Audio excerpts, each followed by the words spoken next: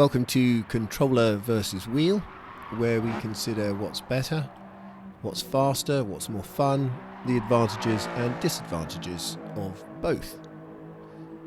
So I'm doing this because my accelerator pedal on my G29 Logitech set is not giving me full throttle all the time, so I can't really compete in races this week, so I had to find a video about something else. But this should be an enjoyable watch.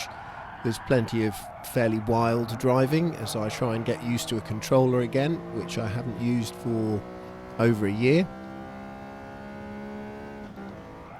So it should be a decent watch, and let's consider the advantages and disadvantages.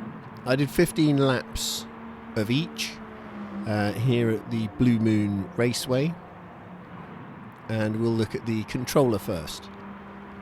It very quickly became apparent one advantage and one disadvantage.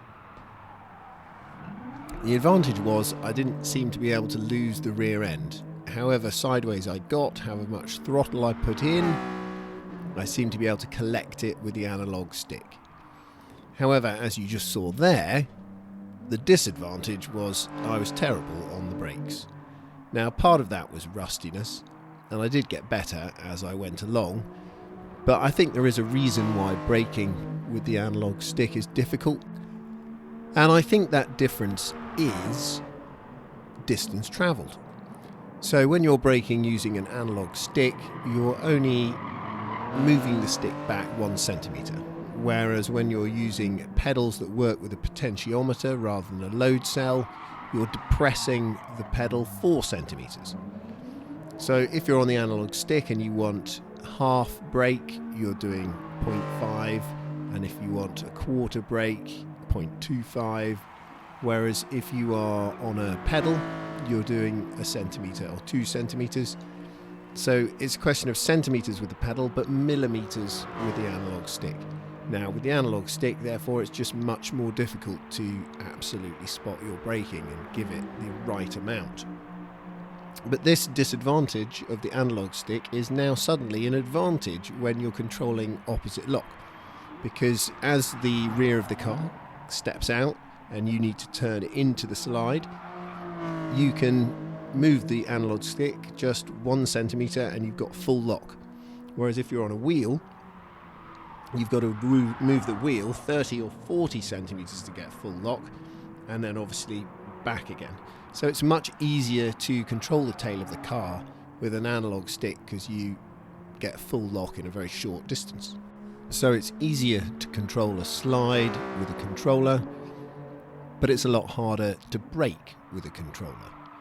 And you know you've got your braking wrong with a controller when you leave the screen and cannot be seen anymore. And then you have to reverse back on and then leave after that. It is very possible, however, to overcome the difficulty of braking with a controller just by practicing and getting more and more used to the millimetre feel of getting exactly the braking that you want. And equally, through practice, you can get used to controlling an opposite lock slide while using a wheel. When I first started using a wheel, I was considerably slower with the wheel than I was with the controller.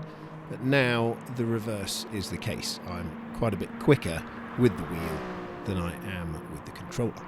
So to conclude, let's have a look at a bit more evidence. This is an absolute ripper of a slide with the controller. If you watch the hands on the wheel, you'll see how quickly you get full lock, and it feels easy to control. Whereas if we look at these next clips, which are of me using the wheel, we'll look at my fairly dud performance. So unable to get opposite lock quick enough really is the problem there. And you'll see hands on the wheel in the next clip.